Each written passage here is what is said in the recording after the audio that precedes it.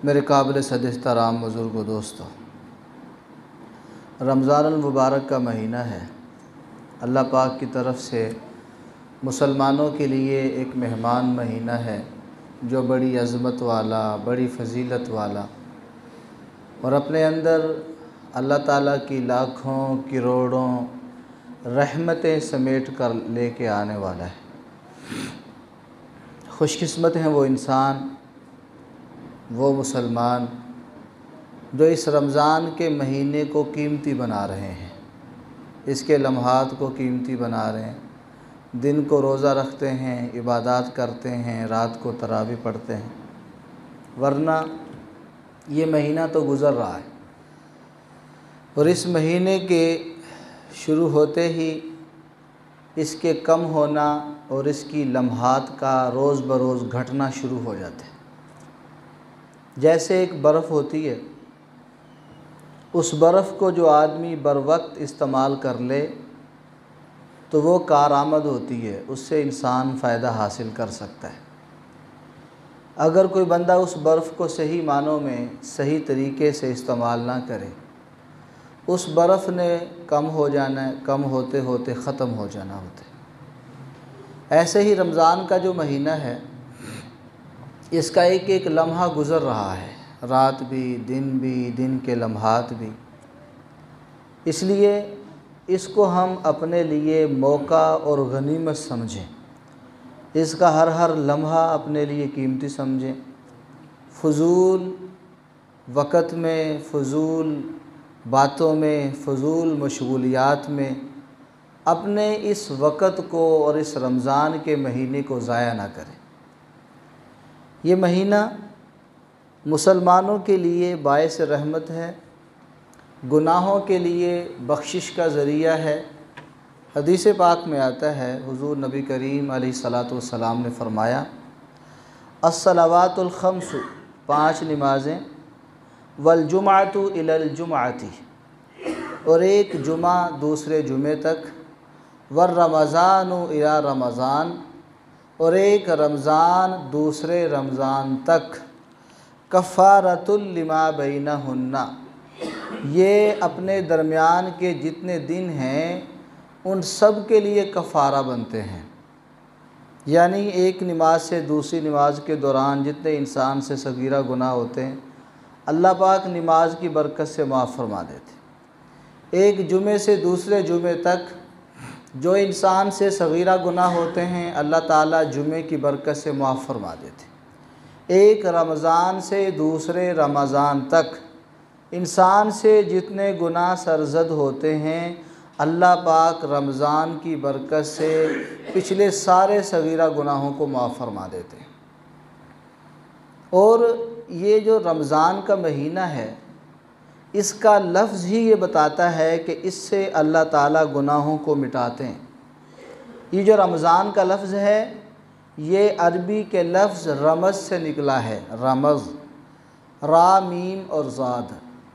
रमज़ कहते हैं किसी चीज़ के जला देने को, ख़त्म कर देने को, राख बना देने को। चूँकि रमज़ान के महीने में अल्लाह ताला इंसान के गुनाहों को ख़त्म फरमा देते हैं, मुसलमानों के गुनाहों को बख्श देते हैं, इसी मुनासबत से इस रमज़ान का नाम ही रमज़ान रखा गया। दूसरी वजह एक रमज़ान के महीने की ये बताई है उलमा ने कि रमज़ान का जो लफ्ज़ है ये रमज़ा से निकला है। रमज़ा, रमज़ा का माना होता है कि मौसम गर्मा की आखिरी बारिश। जब गर्मियों का मौसम ख़त्म होने वाला होता है और आखिरी जो मौसम गर्मा की बारिश होती है, उससे गर्मियों की तपश ख़त्म होकर मौसम के अंदर तब्दीली आती है, ठंडक आती है। चूँकि रमज़ान का जो महीना है, ये पूरे 11 महीनों की जो गुनाहों की नहूसत होती है, गुनाहों की जलन होती है या गुनाहों की नहूसत इंसान के ऊपर पड़ रही होती है, रमज़ान का महीना आकर उस सारे गुनाहों की धुल को, गुनाहों की गंदगी को ख़त्म कर देता है। तो रमज़ान का लफ्ज़ ही ये बता रहा है कि रमज़ान का महीना ये अल्लाह ताला की तरफ से ख़ास इनाम और ख़ास तोहफ़ा है मुसलमानों के लिए। शेख अब्दुल कादिर जिलानी रहमतुल्लाह अलैह फरमाते हैं कि जो रमज़ान का जो लफ्ज़ है, लफ्ज़ रमज़ान, इसके अंदर 5 हरूफ हैं। एक एक हर्फ ये बताता है कि ये अल्लाह पाक की तरफ से रहमतें, बरकतें, अनवारात लेके आने वाला महीना है। रमज़ान की रा के बारे में शेख फरमाते हैं कि रा से मुराद रहमत वाला महीना है। रमज़ान की जो मीम है, ये शेख साहब फरमाते हैं कि मीम से मुराद मग़फ़िरत वाला महीना है। रमज़ान में जो लफ्ज़ ज़ाद है, ज़ाद से शेख फरमाते हैं कि ये ज़मानत जन्नत, जन्नत की ज़मानत का महीना है। रमज़ान में जो अलिफ़ है, फरमाते हैं कि अलिफ़ से मुराद उल्फ़त है कि रमज़ान का महीना ये आपस में जोड़ने का, दिलों को करीब करने का महीना है। और रमज़ान के अंदर जो नून है, नून से मुराद है नूरानियत, कि ये जो रमज़ान का महीना है, ये इबादत कर कर के अल्लाह ताला को मना मना के दुनिया आखरत की, कब्र की नूरानियत हासिल करने का महीना है। यानी जो बंदा रमज़ान का सही मानों में एहतराम करे, रमज़ान की कदर करे और रमज़ान को सही तरीके से गुजारे, उसको रहमत भी मिलती है, उसको जन्नत की ज़मानत भी मिलती है, उसकी मग़फ़िरत और बख्शिश भी होती है।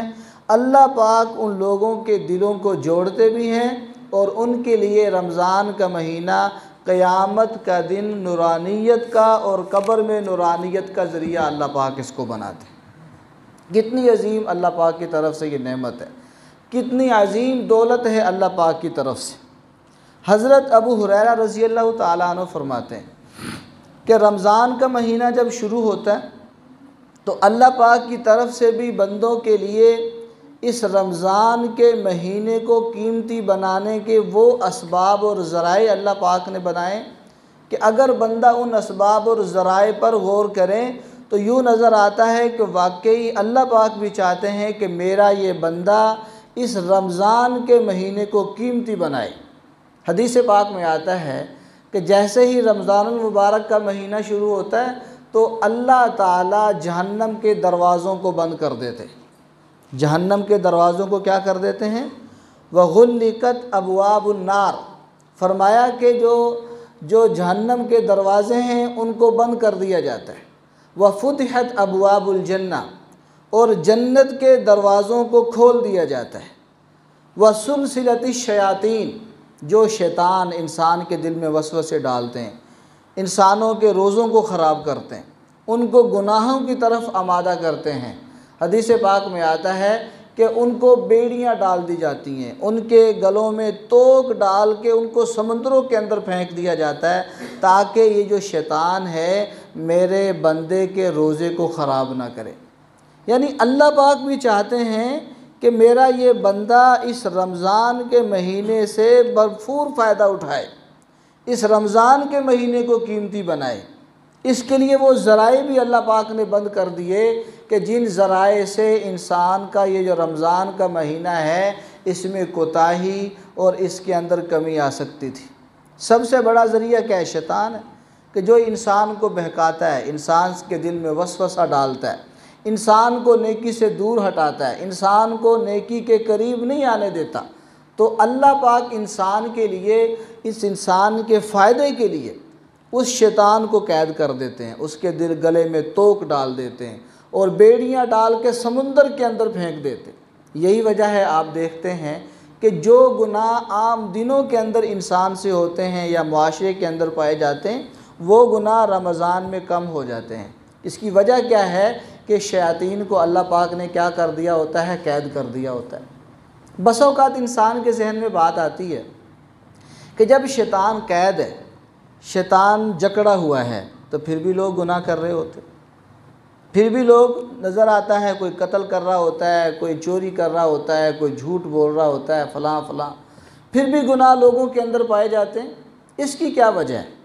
तो इसके बारे में ये बात जहन में होनी चाहिए कि ये हमारी वो नफ्स की आदत है जो 11 महीने अमल कर कर के इंसान की तबीयत बन जाती है। हम खुद गुनाहों के इतने आदी बन गए होते हैं कि शैतान को फिर दोबारा मज़ीद मेहनत की ज़रूरत नहीं करनी पड़ती। यानी 11 महीनों में शैतान की इतनी मेहनत होती है और हमारे अमल के अंदर इतनी कमज़ोरी आ गई होती है कि शैतान जकड़ जाता है, शैतान पीछे हट जाता है, हमारी आदत वही रहती है। जैसे वो साइकिल होती है ना, उसको 3-4 दफ़ा खूब अच्छी तरीके से पैडल लगाओ, उसके बाद उस पैडल को छोड़ दो, साइकिल दौड़ती रहती है। वही हालत हमारे नफ्स की हो गई होती है कि 11 महीनों में शैतान की मान कर, अपने नफ्स की मान कर हम इतने गुनाहों के आदी हो गए होते हैं कि रमज़ान के आने से भी इतना ख़ास असर नहीं पड़ता। वरना हकीकत यही है कि अल्लाह पाक शैतान को कैद कर देते हैं, शैतान को बंद कर देते हैं, जहन्नम के दरवाज़े अल्लाह पाक बंद कर देते हैं। अल्लाह पाक की तरफ से रहमत के दरवाज़े खुलते हैं, अल्लाह पाक की तरफ से जन्नत के दरवाज़े खुल जाते हैं। सिर्फ़ कमज़ोरी हमारे अंदर है।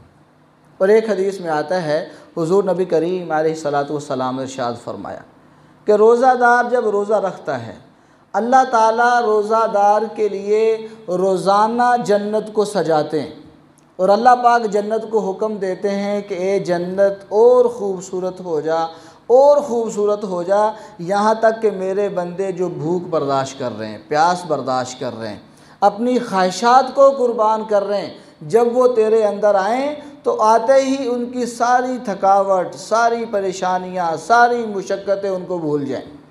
और ऐसा हदीस पाक में आता भी है, हुज़ूर नबी करीम अलैहिस्सलातु वस्सलाम ने इरशाद फरमाया कि अल्लाह पाक ऐसा बंदा जिसने सारी ज़िंदगी मेहनत, मुशक्क़त बर्दाश्त की, तकालीफ़ बर्दाश्त की, शरीयत के मुताबिक चलता रहा और दुनिया की सऊबतें, परेशानियाँ बर्दाश्त करता रहा, शरीयत के मुताबिक ज़िंदगी गुजारता रहा, जब ऐसा बंदा अल्लाह पाक उसको जन्नत में दाखिल फरमाएंगे तो अल्लाह ताला उससे पूछेंगे कि बता, दुनिया के अंदर कभी कोई परेशानी देखी, भूख बर्दाश्त की, कोई परेशानी दुनिया की देखी थी?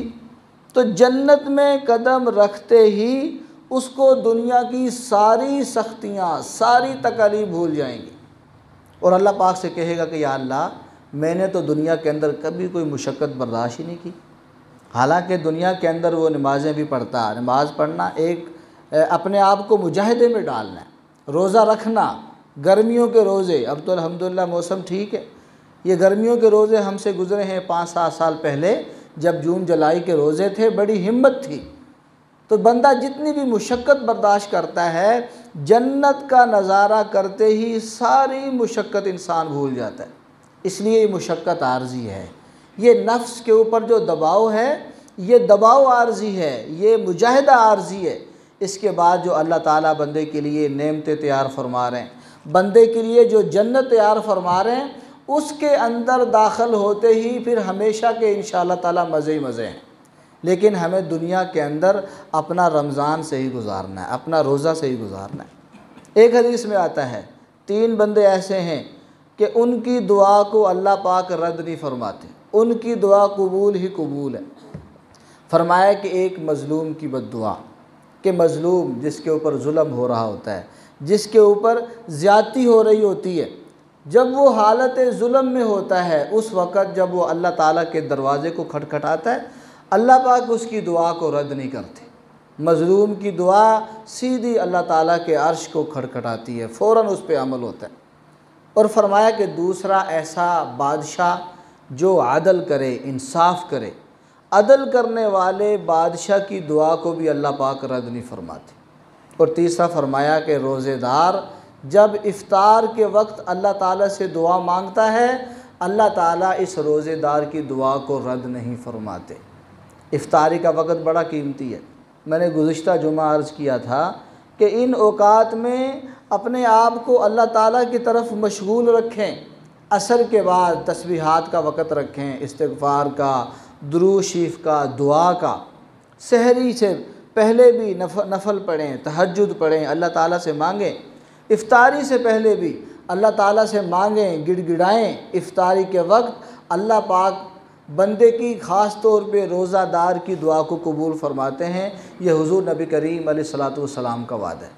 उस वक़्त अक्सर औक़ात इंसान की तवज्जो खानों की तरफ होती है, क्या पका है, क्या आ रहा है, क्या जा रहा है। जो पका है वो इंसान को मिल के रहेगा।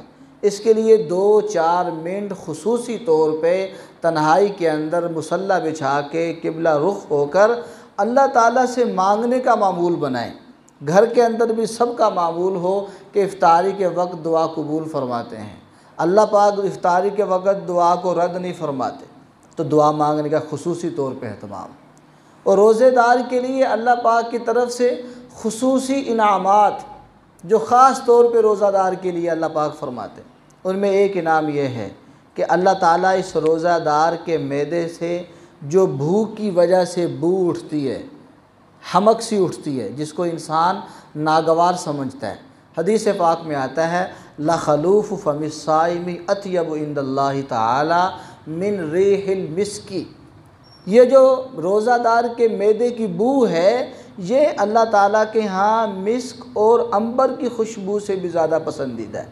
क्यों कि ये जो खुशबू है ये अल्लाह ताला के हुक्म को पूरा करने, रोज़ा रखने की वजह से मैदे से पैदा हो रही है। और अल्लाह पाक के यहाँ ये मुश्क और अंबर से भी ज़्यादा कीमती है। रोज़ादार के लिए समुंदर के अंदर मौजूद मछलियाँ दुआएं करती हैं। अल्लाह ताला की ऐसी मखलूक जो समुंदर के अंदर है, मछलियाँ रोज़ादार के लिए दुआ के अंदर मशगूल है।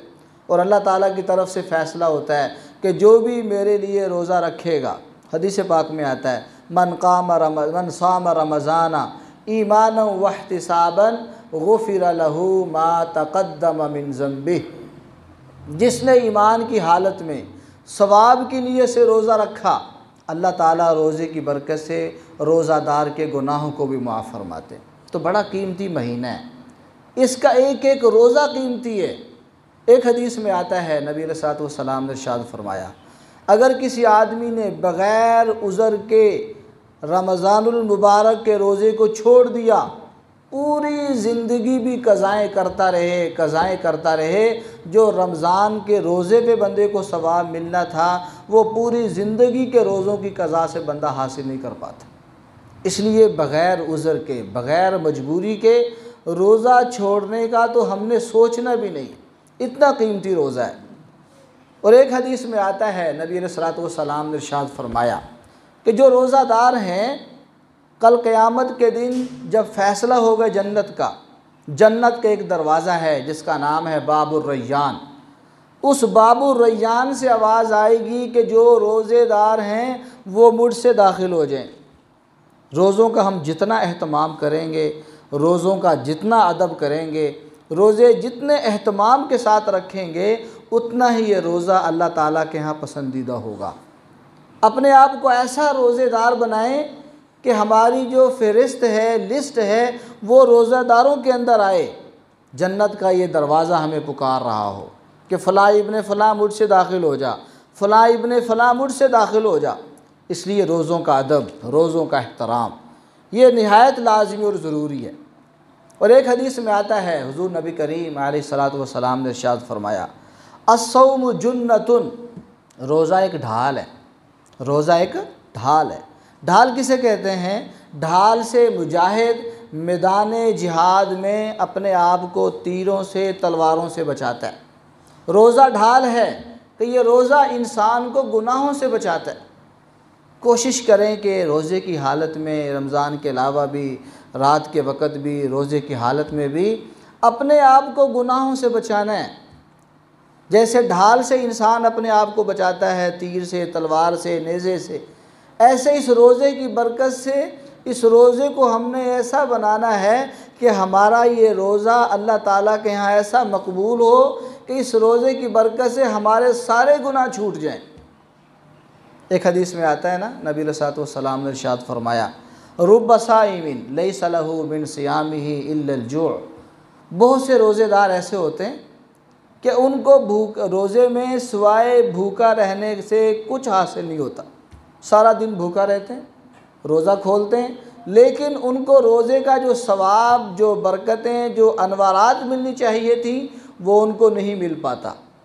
और आगे फरमाया वरुब्बा काइमिन लैसा लहू बिन क़ियामिही इल्ला सार, कि बहुत से रातों को तरावियाँ पढ़ने वाले, शब गुज़ार, लंबे लंबे क़याम करने वाले ऐसे होते हैं कि उनको सिवाय थकने के, थकावट के कुछ हासिल नहीं होता। इसका क्या मतलब है? इसका मतलब ये है कि बंदा रोज़ा रखे, रोज़े का जो एहतराम ना करे, उसको सिवाय भूखा रहने के कोई हासिल नहीं होता। रोज़ा रखें, सिर्फ़ यही नहीं कि हमने खाना पीना छोड़ दिया, खाना पीना छोड़ना ये रोज़ा है, लेकिन सिर्फ़ खाने पीने से रुक जाना ही रोज़ा नहीं है। हम अपने पूरे जिस्म का रोज़ा रखें, मतलब अपने कानों का रोज़ा रखें कि हम कानों से कोई गलत बात ना सुने। अपनी ज़ुबान का रोज़ा रखें कि हम ज़ुबान से कोई ऐसा लफ्ज़ ना बोलें कि जिसमें अल्लाह और उसके रसूल की नाफरमानी होती हो। ग़ीबत ना करें, झूठ ना बोलें, गाली ना दें, ऐसा लफ्ज़ ना बोलें जिससे किसी को तकलीफ़ होती हो। एक आदमी ने रोज़ा भी रखा हुआ है और उसकी ज़ुबान भी इतनी चलती है, ना झूठ की तमीज़, ना ग़ीबत की तमीज़, ना चुगली की तमीज़, जो दिल में आ रहा कहता जा रहा है। वो किस चीज़ का रोज़ा है? अपनी आँखों का रोज़ा रखें कि हम आँखों के साथ गलत ना देखें, आँखों के साथ हमारी जो नज़र है किसी गैर महरम पे ना पड़े।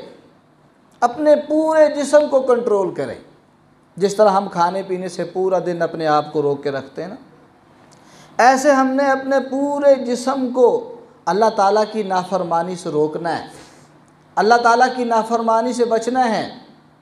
ऐसा रोज़ा जिसमें इंसान अपने आप को गुनाहों से बचा बचा के गुजारे, जिसमें इंसान अपने आप को सही तरीके से रमज़ान का एहतराम करते हुए गुजारे, ऐसा रोज़ा बंदे के लिए नूर होगा, नूरानियत का ज़रिया बनेगा, इंसान के दर्जात में बुलंदी का ज़रिया बनेगा, इंसान की बख्शिश का ज़रिया बनेगा।